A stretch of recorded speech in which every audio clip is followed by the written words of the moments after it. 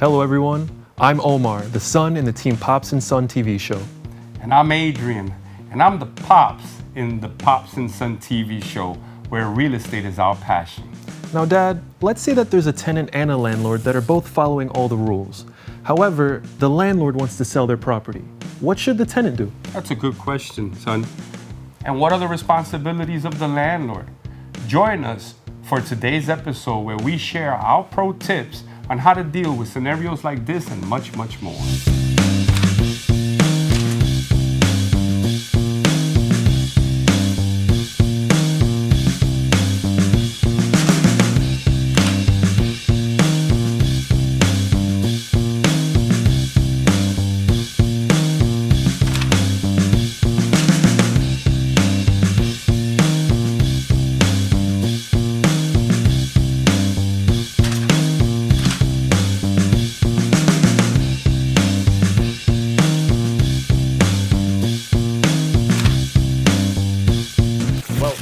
To the Pops and Son TV show, where real estate is our passion, and I'm Adrian Romero. And I'm Omar Romero, and today we're going to present an interesting story between a tenant and a landlord on how a simple misunderstanding can lead to tens of thousands of dollars in wasted cost. Joining us today, we have Danielle sharing her tenant's perspective. And we will show how the Department of Finance, by no fault of the landlord, can create this misunderstanding, causing great hardship for everyone. But before we introduce Danielle on camera, watch this clip to catch you up to her current situation. This is Danielle, a Bronx native with an easygoing spirit. Danielle met Georgie in 1998 in the Bronx, and after a couple of months of dating, they decided to move in together. Danielle and Georgie were inseparable, and both had a strong passion for cars. In 2022, Georgie wasn't feeling well and was admitted to the hospital. Danielle received a call from the doctors that Georgie had unexpectedly passed away from stage 4 cancer. Danielle was devastated. Things get worse for Danielle when she gets a visit from the landlord advising her to vacate the apartment because the house will be going up for sale. With no job or any source of income and the risk of becoming homeless, Danielle is struggling to stay afloat. Welcoming us today is Danielle. Hi. What I want to share with this story is the complexities of both sides of the landlord and the tenant. That's something like that many people don't really take into consideration. You know, as realtors, we're used to dealing with homeowners, so we're used to seeing their side of the story a lot. But when it comes to dealing with actual tenants, you know, we often miss that. That's right. And there's a cause and effect to action, right? As we've learned, to every action, there's an effect. And sometimes the landlords are, by all means, you have a right to sell your property and change your tenancies as you wish. But there is an effect to that. And that effect usually creates friction when not done properly. And it's a simple thing as what? Calling one of us to give you some professional advice as to how to handle this situation. Because me and you have seen this time and time and time again in the 5 boroughs. Whether it's something or another, there's always a problem, right? And it's always going to go through the court system, which is why we wanted to talk to Danielle today and see what she's dealing with. Yes, and how we can figure it out. Court systems, as we know, are here but to me, the court system is a mediator. You kind of both lose. You know, no one's a win-win. And sometimes one party can lose more than the other. Absolutely. When the law is not on your side. And landlords I don't think no one wakes up in the morning that they want to hurt somebody and say, I want to hurt somebody. I don't think that happens. I know Danielle doesn't wake up like that. I know you don't and I don't. Brought you up to be a great young man and taught you virtues and values, I hope. I think so. I know I have. So with that being said, what I'm getting to is that I'm sure the landlords don't get up in the morning, wanting to commit this horrendous crime on the tenants, and the tenants don't get up in the morning wanting to make the landlord's life a nightmare. It's usually communication, what I try to explain to people, and bringing in professionals like me and my son that have been doing real estate in the Bronx to communicate and also give you knowledge as to what your rights are and what their right and what the other party's rights are. In this particular case that we have is very unique. Right. I'm gonna, to all you professionals at home, other realtors, this case I'll let my son explain. It's well, just briefly, you could tell them what's so fascinating about what we saw in this case. One of the more striking things for me, at least, Danielle, as I'm sure you can attest, the landlord called the building department. On themselves. On themselves. That's correct. That's correct. Not only on themselves, they had their attorney call. Now, I got a lot of attorney friends out there, so I don't want to say nothing bad, because sometimes attorneys that don't work the city areas, the 5 boroughs, Bronx, Brooklyn, Queens, they don't, and they're an attorney that's working like Chrome's, Buffalo, New York, or not even Buffalo, New York, a small town upstate New York. They kind of move different here, the building department, and so this landlord, they called themselves, and we're gonna view that later. But the attorney called the building department so they can get clarification as to whether their apartment was an apartment or a legal apartment or illegal apartment. Now, me and you know the Bronx very well. I'm 58 years old, and I know this area like the back of my hand. I actually know these houses, and we know that there are 2 families. They're not 3 families, and the landlord was contesting that this was a 3-family house. So, not to go into great detail, Danielle called me one morning. I've been talking to Danielle for 2 years, and we're going to go into a deeper story. Don't want to jump back and forth as to how this started. And we have Danielle, and she's so gracious to come on this show, right, and share this. Thank you very much. Again, I have lost words for this case because it's shocking. So, Danielle, thank you and welcome. Welcome to our show where real estate is our passion and getting your story is out.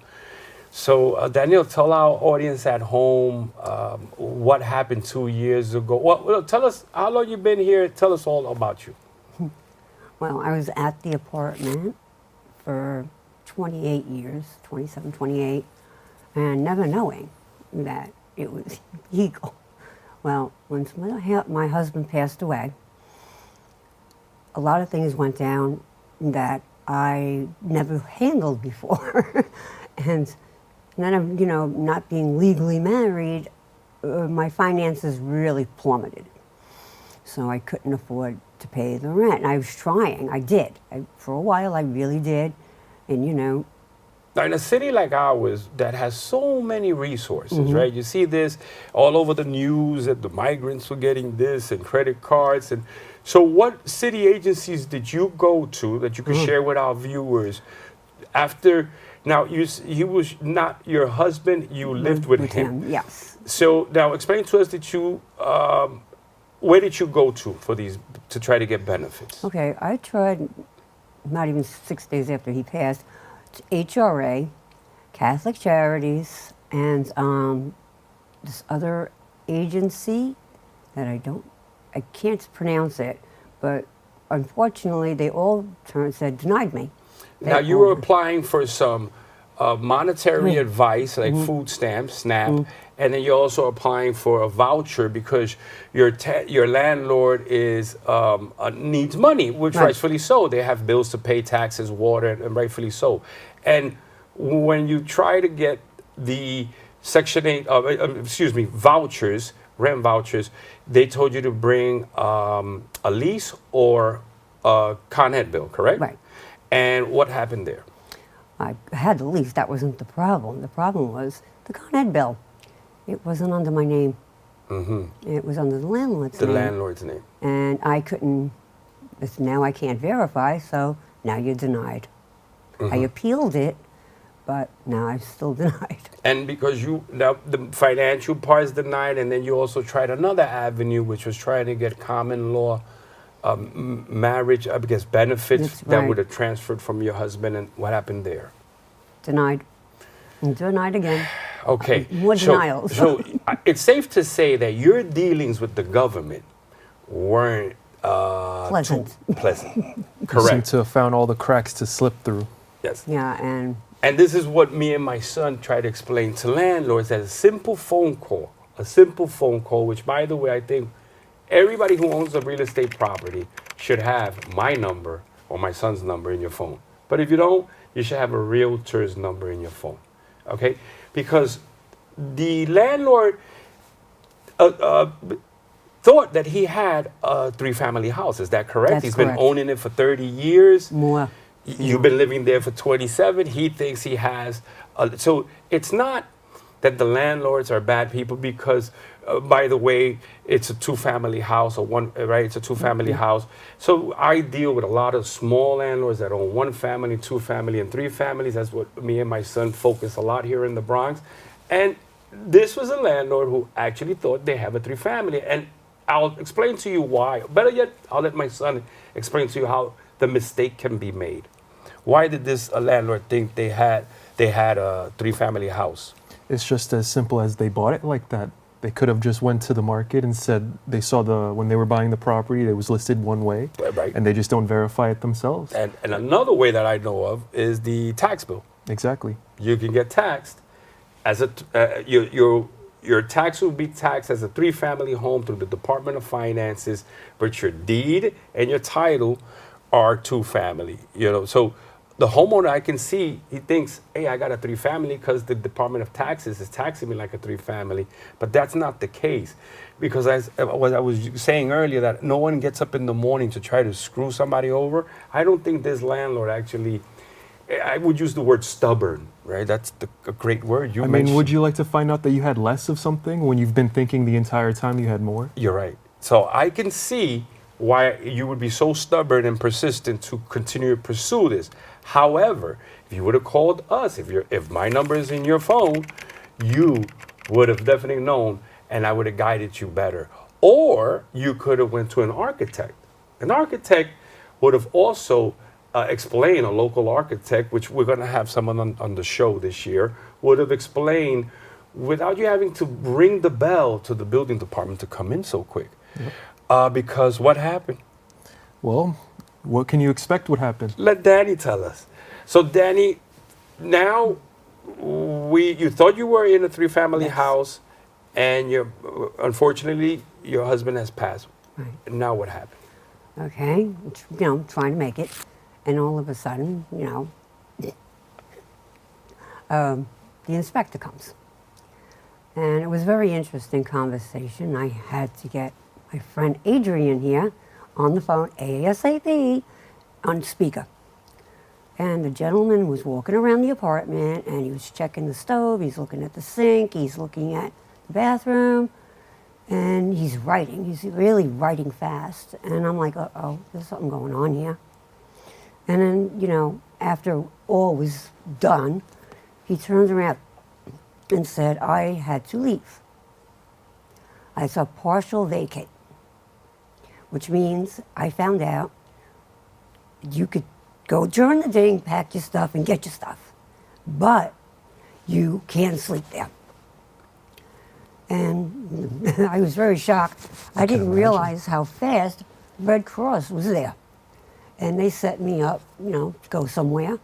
And I'm like, whoa, wait a minute. Whoa, I have nothing ready. Not even my toiletries, nothing. And I said, what did you expect me to just go like this, And so he said, well, the notice is on the door. And I was on speakerphone, and you're right. I talked to the building department and advised them that what we believed was a Class A apartment, and it would have been a Class 1 violation. However, after doing further research, I realized that there is in 2022, I believe it was, the building department initiated a little pilot program for homeowners that haven't had a violation in 5 years, or recently bought a property with a violation.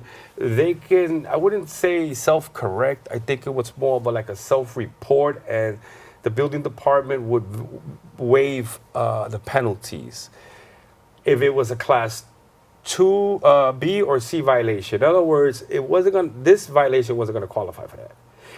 Now, the landlord, again, if they believe something, and I respect that, I understand. When you take out the emotions out of it, you can see that. However, now we're at a point where the building department left. Red Cross was called. They were going to give you 3 days at a hotel.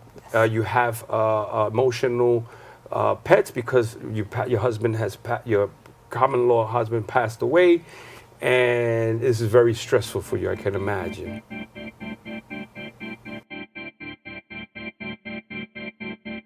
Danielle is still processing the loss of her 38-year partnership.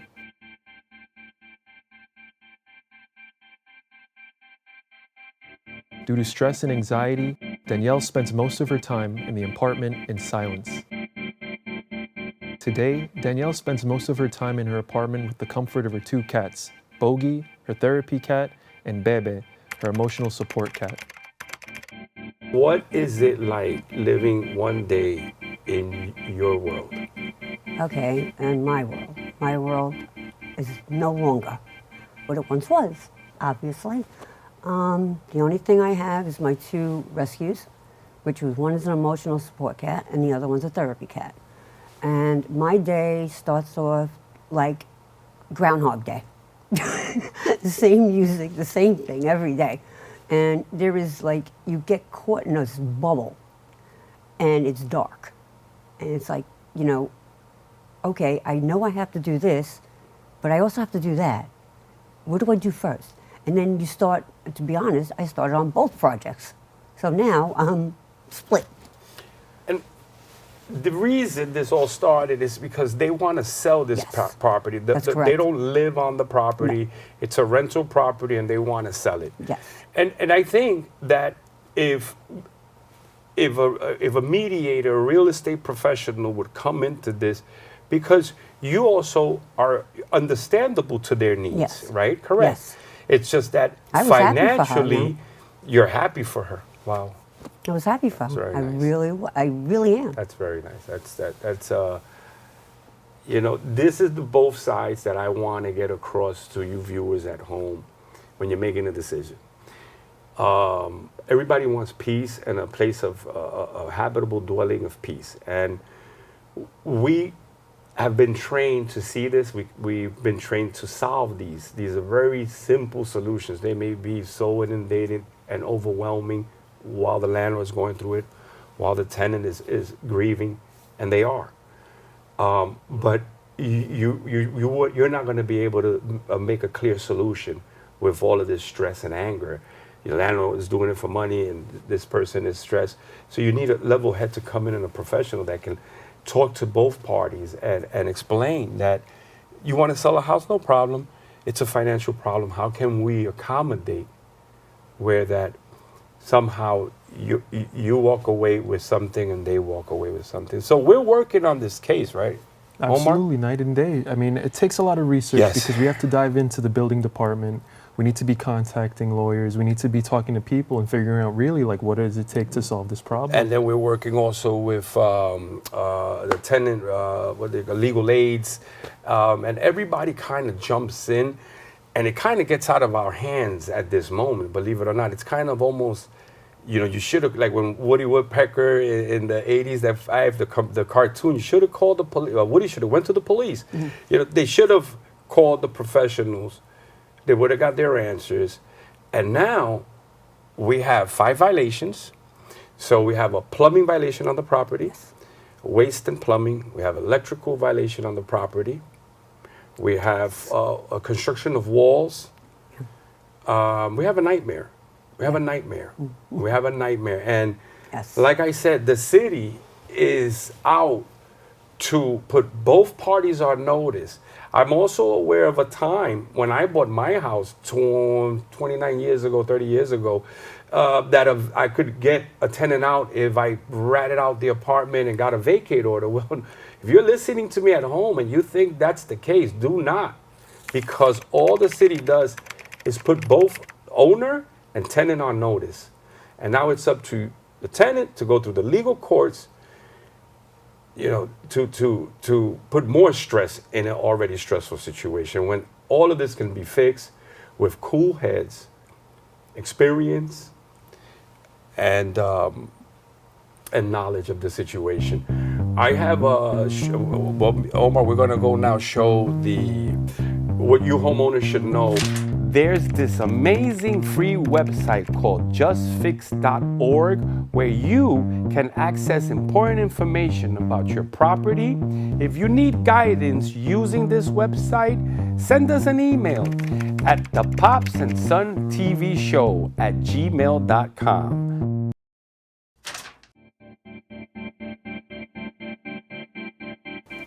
How have you been getting any professional help for? That's a big yes. That's good. I couldn't handle it. So they, in time, thanks to my great doctor, he recommended a site, and I went, and now I'm under psychiatric and social work care. And I have a case manager. Everything is aligned now. Everything's in a row. So this way, I have numbers to call. I can reach out to my social worker at any time or night, if she's there for me. So. And then once we get past this, that you can break this change, then you can probably have some peace to mourn and to get properly. Right, to get on with your life. Yes. I know the loss of your love is incredible. Then to have the loss of your apartment, your roof, dangled over.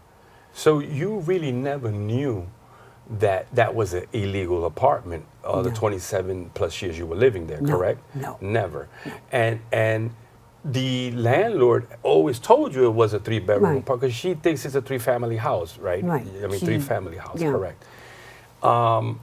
When you would try to talk to her, she would show you like a bill, Department of Finance, that it shows, or she would show you things, or just verbally tell you? Verbally. It's all she never showed you that? No. Okay. I see. Now, has she sent real estate agents to try to sell the house recently in the last month while you were there? Yes. Okay. And I don't want to mention the broker, but I am aware of him. He's a very professional person, and I'm sure that they would tell her what she has, because the certificate of occupancy shows that it's a 2-family with a cellar. And they have refused to believe that. Right. Okay. And now that the building department came, issued them 5 violations, and they're going to accrue more violations, and then HPD will eventually pop its head in there. How has she approached you since that? No. No. Real estate agents are more than just a salesperson. We solve problems, and we solve problems that start at the home. And the home problems are some of the hardest problems to solve because no one wants to share them. What I've seen with my eyes, and my son has seen, is truly wide opening. I think my son was in college many years, and when we did real estate, how did it open you up? You see a lot, and I think this is one special case that really shows that, for example, the homeowner wanted to sell her property, right? But she was unable to because they have violations. Now, if we were representing her, we would have to help her through that and say, you have to solve these certain violations. But the point I'm trying to get across is that there's always a problem. Yes. And if we can't solve it, then we definitely know the people that know how to solve it, because it's our responsibility to help make sure that the homeowners are having a good experience, that the tenants are having a good experience, that the buyers are having a good experience, and make sure that the transaction happens as smoothly as possible. We depend on referrals. And Absolutely. if one party is not happy, then we don't get referred. And 99% of my business is referred of the Bronx, in the Bronx, because that's the only area I service. I've taught my son how to be a perfectionist in an area. You don't need to be all over the place, and you can be a life changer to people like you that in the most desperate times, you went to all the city agencies. Yeah. And the only ones that were here to help you that you can rely on was a phone call that you text me at 9 o'clock on a Sunday. Yes. To revisit this, because I think when your husband first passed away 2 years ago, we spoke. Right. And I gave you good advice back then, which was to try to avoid the conflict with the landlord. And you did. You did well for 2 years. And now things have escalated, and we're here by your side because we're in the community. So we want to help you. Call us anything you need. Our offices are not locked. I know a lot of real estate offices, you got to get buzzed in. They're not. You come in, you ask. It doesn't cost me anything other than create an advocate in a neighborhood that if someone needs help, I can be there, because that's how me and my son, that's how we make our living, and we enjoy it. We enjoy it because Danielle has shined. From when I first saw you and when this whole tragedy happened, you have like brightness in your eyes. You know, you're not alone. Right. And everything is going to work out. There's a solution for this, and we're going to get to it. We're going to get to it. So you're in good hands. I know I am. Thank you, Danny, for sharing this story with us. Thank really. you both for having me. Thank you. So, Dad, what should they have done? What I tell everybody, son, get advice from the professionals. Call us, realtors. We don't charge no money for free advice, right? Or Absolutely not. They could have went to who else? They could have gone to an architect. They could have gone to a lawyer. An engineer. Anybody. They could have talked to anyone. Their neighbors could have given them more information than the government could have given them. That's correct. But I don't recommend your neighbors because sometimes they don't know. I recommend us, the pros. And we don't charge for this information. This particular case, I experienced the same thing where I was being charged by the Department of Finance as a 3-family house. All the while, my certificate of occupancy shows that I have a 2-family house. And the building department has ways that you can get in contact with them, Department of Finance, excuse me, where you can get some answers before calling in the big. I see what you're trying to say. You don't want to blow the whistle too fast when you're dealing with something as big as a property. There's a lot of people involved. You have the landlord, you have the tenant, you have their families, you have their lives. You need to contact people and get a real professional opinion before you make these kinds of moves. Yes. I see what the landlord was trying to do, but she needs to consult a professional before she does it. That's correct. So please always send us your questions at the Pops and Son TV show at gmail.com. If you have any questions, if an answer advice, it's free. It doesn't cost a lot. It can save you tens of thousands of dollars, and the disruption of the tenants too, because everybody has value in this situation. Absolutely. All right, so thank you for watching our show, the Pops and Son TV show, where real estate is our passion. And again, please send us your concerns, your questions, and we'll be more than happy to answer them direct. My name is Adrian Romero. My name is Omar Romero. And thank you for joining us on our episodes.